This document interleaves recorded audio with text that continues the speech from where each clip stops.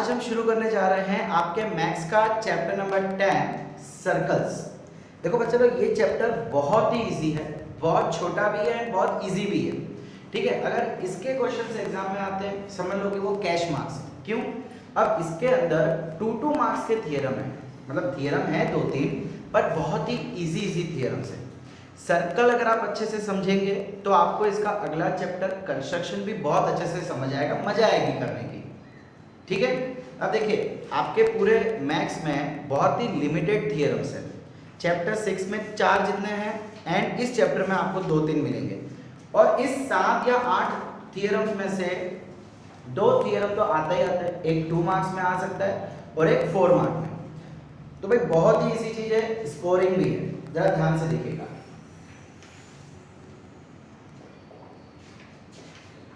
Standard 10 maths chapter 10 circles. भाई आप सबको पता है सर्कल क्या होता है, ठीक है, लेकिन अगर बाय चांस कभी उसकी डेफिनेशन आ जाए, देखो एक हो सकता है जनरली डेफिनेशन नहीं आती है बट बाय चांस पूछ ले तो यहाँ पे ध्यान से सुनो, सर्कल होता क्या है। भाई सर्कल की डेफिनेशन होती है collection of all the points, collection of all the points which are equidistant from a given point. किसी एक पॉइंट से उन सभी पॉइंट्स का कलेक्शन, उन सभी पॉइंट्स का कलेक्शन जो कि इस एक पॉइंट से इक्वल डिस्टेंस पे है। जैसे कि ये इक्वल डिस्टेंस, ये इक्वल डिस्टेंस, ये इक्वल डिस्टेंस। तो ये जितने भी पॉइंट है वो सारे के सारे पॉइंट इस एक पॉइंट से इक्वल डिस्टेंस। तो अगर मैं इसका कलेक्शन करूं, इसका कलेक्शन करूं तो जो रिजल्टेंट फिगर होगी उससे हम क्या बोलेंगे, सर्कल। तो क्या डेफिनेशन हमने यहां पे लिखी, the collection of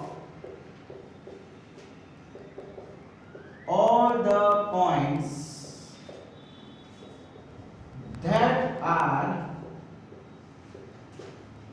equidistant, that are equidistant from a given point।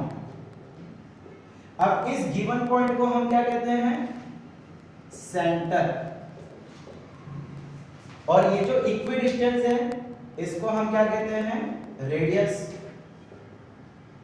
अब अगर मैं इस रेडियस का डबल कर दूं तो ये पूरा कितना हो जाएगा, डायमीटर। पूरा कितना हो जाएगा, डायमीटर। एंड हमको पता है बचपन से हम पढ़ते आ रहे diameter is equal to twice of radius. मेरे ख्याल से ये सारी चीजें बेसिक्स है, ठीक है, ये डेफिनेशन ये चीजें बहुत बेसिक्स है, वह बचपन से सर्कल पढ़ते आ रहे हैं। अच्छा, फिर हमने 9th में एक नई चीज पढ़ी थी, कोड, सेक्टर, सेगमेंट। याद आया कुछ? हमने क्या पढ़ा था 9th में, जरा ध्यान से देखना। अगर ये सर्कल है तो अगर मैं ऐसी लाइन बनाता हूं जो सेंटर से पास नहीं हो रही, देखो अगर मैं सेंटर से पास होती हुई लाइन बनाऊंगा और ऐसी लाइन जिसके एंड पॉइंट सर्कल के ऊपर हो तो उसको हम क्या कहते हैं, कोड। और ये कोड और ये आर्क, ये जो आर्क है छोटी सी जगह है जो मिलके बना रहे हैं उसको हम क्या कहते हैं, माइनर सेगमेंट। कुछ याद आया बच्चा लोग, 9th में सीखा था ये सब। और ये जो कोड और ये जो बड़ा एरिया है, बड़ा वाला बड़ा आर्क, उस एरिया को हम क्या कहते हैं, major segment. Major segment, minor segment, major segment, ठीक है। और अगर रेडियस के साथ बनता है, यानी अगर मान लो एक सर्कल है, सेंटर से मैं 2 रेडियस ड्रॉ कर देता हूं, तो रेडियस और ये आर्क, रेडियस और ये आर्क, ये जितना एरिया है इसको हम बोलते थे सेक्टर। छोटा वाला है तो हम इसको बोलते थे माइनर सेक्टर, ये बड़ा वाला है तो इसको हम कहते हैं major sector. Minor sector and major sector. ठीक है, ये सारी कहानी हमने 9th में पढ़ी थी। ठीक है, अब हमें 10th में नवा क्या पढ़ना है? Tangent second. क्या होता है टेंजेंट सेकंड बताऊंगा, उससे पहले इसका स्क्रीनशॉट ले लो, चलो फटाफट। तो कलेक्शन ऑफ पॉइंट्स हमने देखा ना, उसको मैथ्स में लोकाई भी कहते हैं, लोकाई ऑफ पॉइंट्स। लोकाई का मतलब होता है कलेक्शन, लेकिन mathematical word of collection is loci. ठीक है, अगर सिंगुलर हो, एक हो, तो उसको हम लोकस कहते हैं। क्या कहते हैं? लोकस। बहुत सारे पॉइंट्स हो, प्लूरल, तो उसको हम लोकाई कहते हैं। ठीक है, तो अगर एग्जाम में एमसीक्यू में कुछ ऐसा आ जावे तो समझ जाना, लोकाई, लोकस का मतलब कलेक्शन। ठीक है, अब देखिए, अब आपको मेनली यहाँ पे पढ़ना है दो चीज, एक टेंजेंट और दूसरा सेकंड। बच्चा टेंजेंट और सेकंड जो है, it is nothing but a line, एक ऐसी लाइन जो सर्कल में से निकलती हो या सर्कल को टच करती है। देखो, अगर मैं सर्कल ड्रॉ करूं और एक ऐसी लाइन बनाऊं जो इस सर्कल को सिर्फ और सिर्फ एक ही पॉइंट पे टच करे, जैसे कि मान लो ये सिर्फ और सिर्फ इसके एक ही पॉइंट पे टच करेगी, तो इस लाइन को मैं बोलूंगा टेंजेंट। वैसे जितने चाहे आप टेंजेंट बना सकते हो। भाई ये पॉइंट बनाना है, लीजिए बनाइए। ये पॉइंट बनाना है, लीजिए बनाइए। ये पॉइंट बनाना है, ठीक है बनाइए। यहां पे बनाना है, लीजिए बनाइए। मतलब टेंजेंट जितने पॉइंट्स, एक सर्कल के ऊपर कितने पॉइंट्स होते हैं? Unlimited.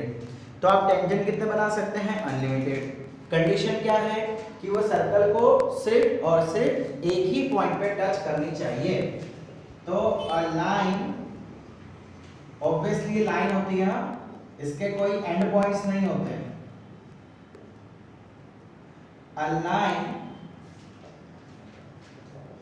Outside the circle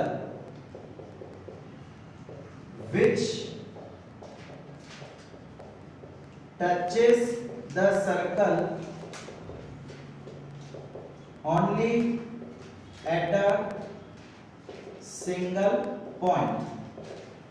A line outside the circle which touches the circle only at a single point. सिर्फ एक ही पॉइंट पे टच करेगी, उसको हम टेंजेंट कहते हैं। डायमीटर, रेडियस, कोड, ये सब सर्कल के अंदर होते हैं और ये सारे लाइन सेगमेंट होते हैं। बच्चे लोग जरा ध्यान से समझना, लाइन सेगमेंट होते हैं। रेडियस एक लाइन सेगमेंट है, डायमीटर एक लाइन सेगमेंट है।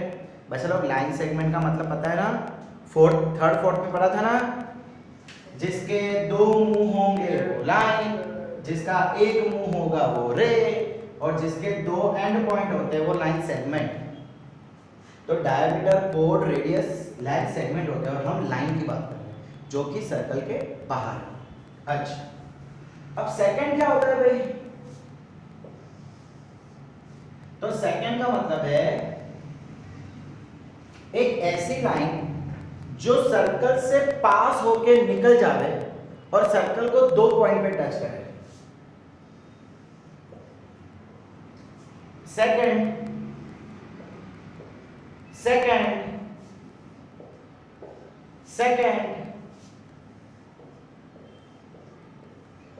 अरे ऐसे जितनी चाहो उतने लाइनें बना सकते हो।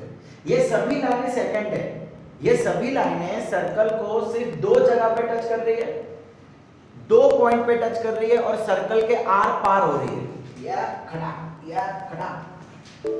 ठीक है, जैसे कि मान लो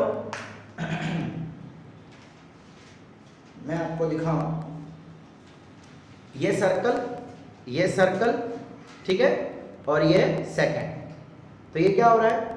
देखो जरा, ये सर्कल के आर पार हो रही है, यूं आर पार नहीं है बच्चा लोग, ये यूं आर पार नहीं हो रहा है, यूं इसको टच करके दो पॉइंट से।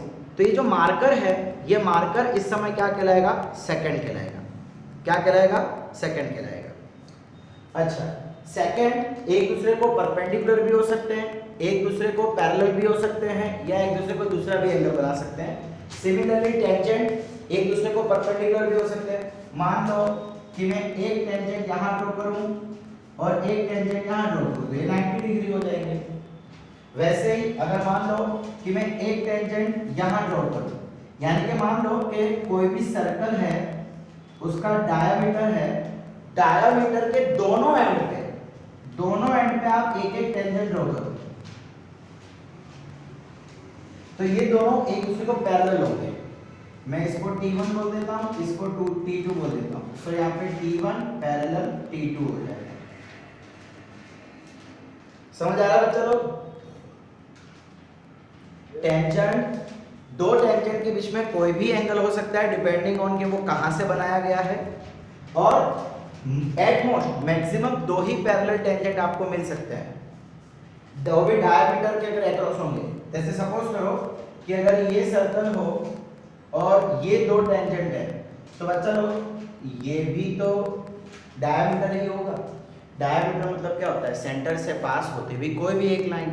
तो आप कहीं पे भी दो टेंजेंट बनाओ, आमने सामने कोई भी दो टेंजेंट बनाओ, तो वो डायमीटर के दो एंड पॉइंट ही कहलाएंगे, ठीक है। और ये जो पॉइंट जहां पे वो टच कर रहा है ना, ये जो पॉइंट जहां पे वो टच कर रहा है, उसको हम कहते हैं पॉइंट ऑफ कांटेक्ट। क्या कहते हैं उसको? Point of contact. The point eight which tangent touches the circle is called point of contact. I repeat, the point at which tangent touches the circle is called point of contact. Okay? तो बच्चा लोग यहां पे आपकी exercise 10.1 finish होती है। जरा एक बार 10.1 खोलिए जरा जल्दी। देखिए फर्स्ट क्वेश्चन है, how many tangents can a circle है। भाई सर्कल के पास कितने टेंशन हो सकते हैं? टेंजेंट कितने टेंजेंट हो सकते हैं? भाई हमने अभी देखा था सर्कल के पास अनलिमिटेड पॉइंट्स होते हैं, तो उसके पास अनलिमिटेड हो सकते हैं। आप कह सकते हैं इनफाइनाइटली मैनी, ठीक है, एप्रोप्रिएट सबसे बेस्ट वर्ड इनफाइनाइटली मैनी। चलिए फिर fill in the blanks. A tangent to a circle intersects in a dash point. कितने पॉइंट पे टच करता है? एक अकेला point 1। A line intersecting circle in 2 points, दो पॉइंट पे टच करेगा तो second. A circle can have dash parallel tangents. कितने पैरेलल टेंजेंट्स मैक्सिमम हो सकते हैं? 2 पैरेलल हो सकते हैं, उससे ज्यादा नहीं। इनफाइनाइटली बहुत टेंजेंट्स है, लेकिन पैरेलल कितने हो सकते हैं? मैक्सिमम 2 हो सकते हैं। The common point of a tangent of a circle and the circle. Circle के टेंजेंट का और सर्कल का जो कॉमन पॉइंट है उसको क्या बोलते हैं? Point of contact. Point of contact. खत्म लोग। क्वेश्चन नंबर 3, इसको थोड़ा मैं साफ सफाई कर दूं। कुछ लिखना है तो लिख लो, स्क्रीनशॉट कर ले लो फटाफट। चलो बच्चा लोग। ओके, क्वेश्चन नंबर 3 देखिए। A tangent PQ at a point P of a circle of radius 5 cm meets a line through the center at point Q।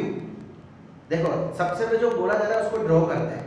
एक टेंजेंट है PQ, पॉइंट P पे टच कर रहा है एक सर्कल को जिसका रेडियस है 5 सेंटीमीटर। एक सर्कल जिसका रेडियस है 5 सेंटीमीटर, ये पॉइंट P है, वो P पे इसको टच कर रहा है और ये कुछ उसका टेंजेंट है, ठीक है। ये मैं लेता हूं चलो PQ। At point P of a circle which meets a line through the center at O,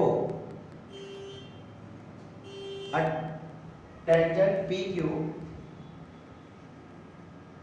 हाँ at a P, सही तो है। At a point P of a circle of radius 5 meter meets a line। अच्छा, अब ये line, ये tangent एक दूसरी लाइन को टच कर रही है जो सेंटर से पास हो रही है। तो सेंटर से पास होती हुई ये लाइन, और सेंटर से कोई भी लाइन जब सर्कल तक आती है उसको हम रेडियस बोलते हैं, इसलिए मैंने इसको पहले से ही ले लिया। At point Q such that OQ इज, अच्छा अब वो क्या बोल रहा है, एक लाइन ऐसी भी है, ठीक है, ये सेंटर O, OQ कैसा दे रखा है हमको, 12 सेंटीमीटर, OQ 12 सेंटीमीटर, तो PQ कितना होगा बच्चा लोग। इसका अगर आपको आंसर चाहिए तो हमें देखना पड़ेगा थ्योरम 10.1। शुरू हो जाए, इसका आंसर हम देखेंगे, लेकिन इसके आंसर से पहले हमें क्या चाहिए, थ्योरम 10.1। चलो पहले वो देख लेते हैं। मैं इसको यहीं पे रखता हूं और यहां साइड में हम थ्योरम करते हैं।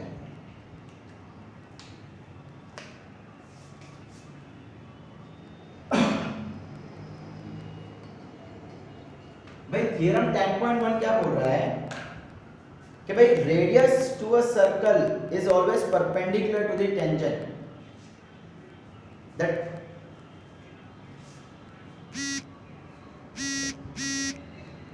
the tangent to a circle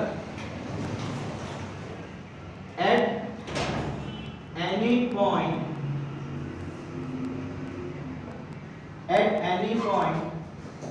is perpendicular to the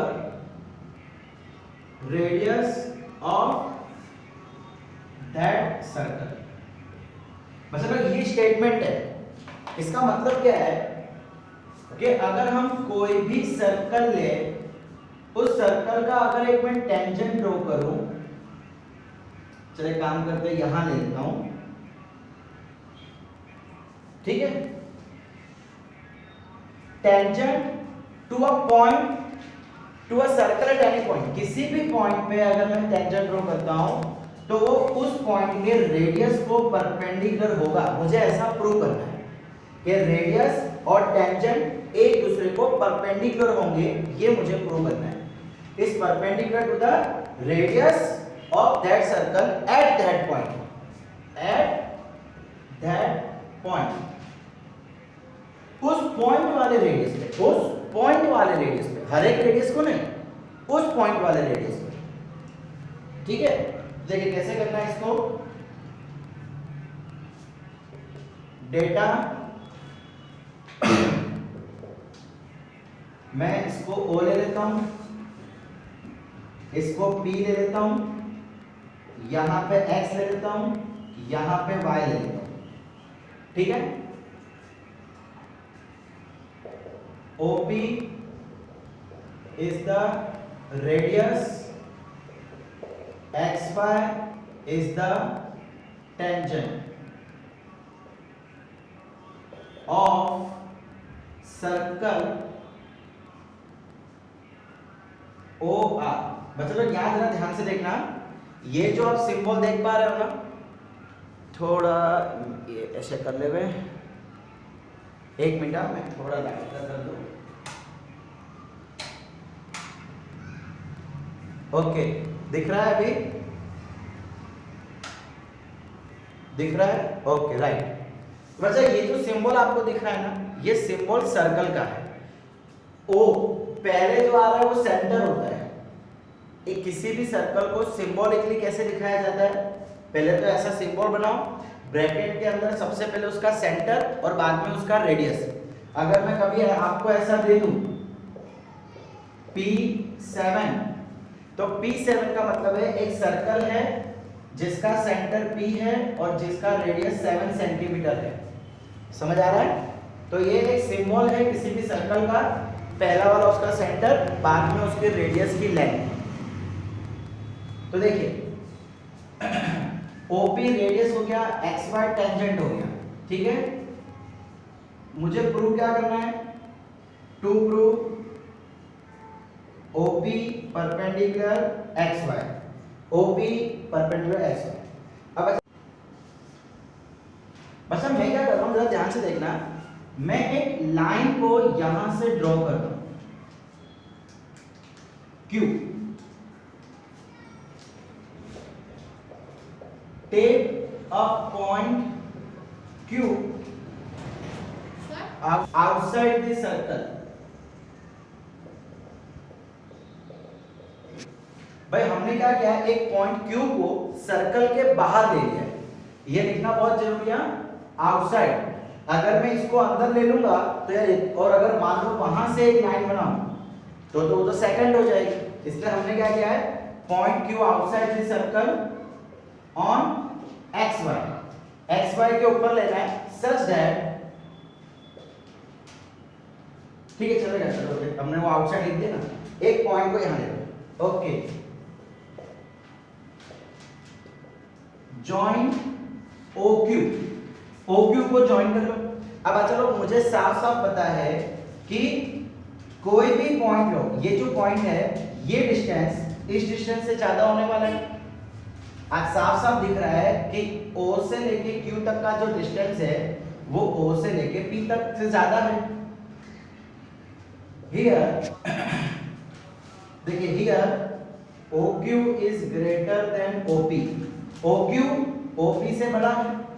अब अच्छा लोग मैं यहाँ पे कोई भी पॉइंट ले लूं, ये लूं, ये लूं, ये लूं, ये लूं, ये लूं, या इधर कोई भी लूं, सारे के सारे डिस्टेंस O से सारे के सारे डिस्टेंस OP के कंपैरिजन में ज्यादा ही होंगे।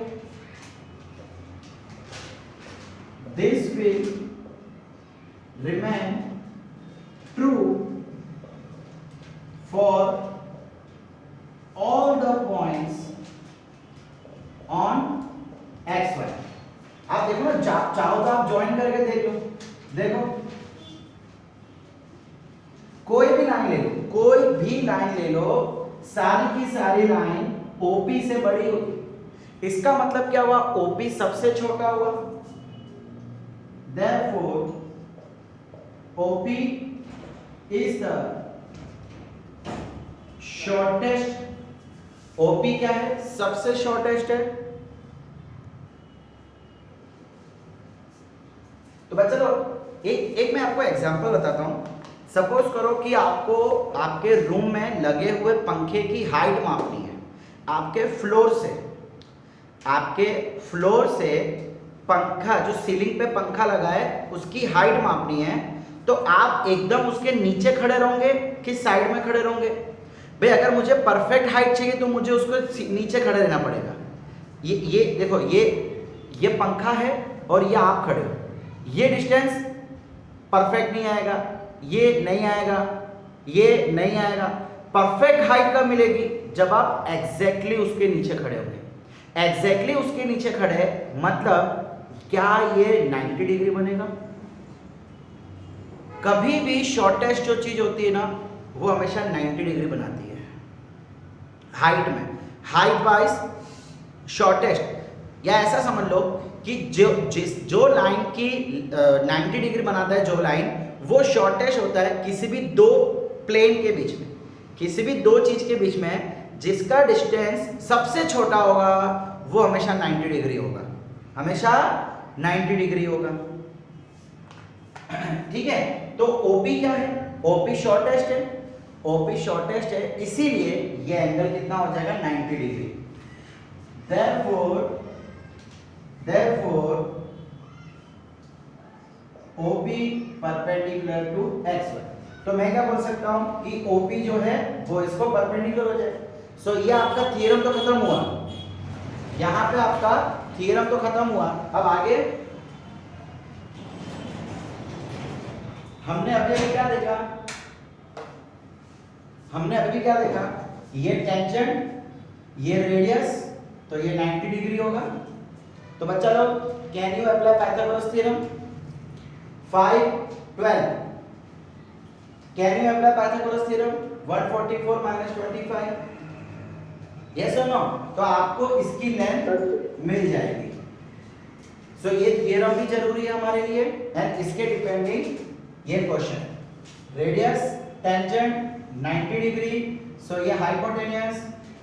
ओके, हमारा आंसर क्या आ जाएगा, 13 आएगा आई थिंक। ये hypotenuse, no, 144 - 25, so this will be 9, 3 - 2 1 1।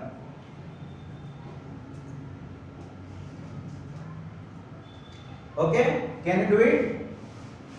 Root आएगा, रूट 119 आएगा। तो बच्चा लोग, हाँ, रूट 119 आपका आंसर आएगा, that is the right answer. ठीक है बच्चा लोग, आज का हम लेक्चर यहीं पे फिनिश करते हैं। आपका एक्सरसाइज 10.1 यहाँ पे फिनिश होते हैं। ओके।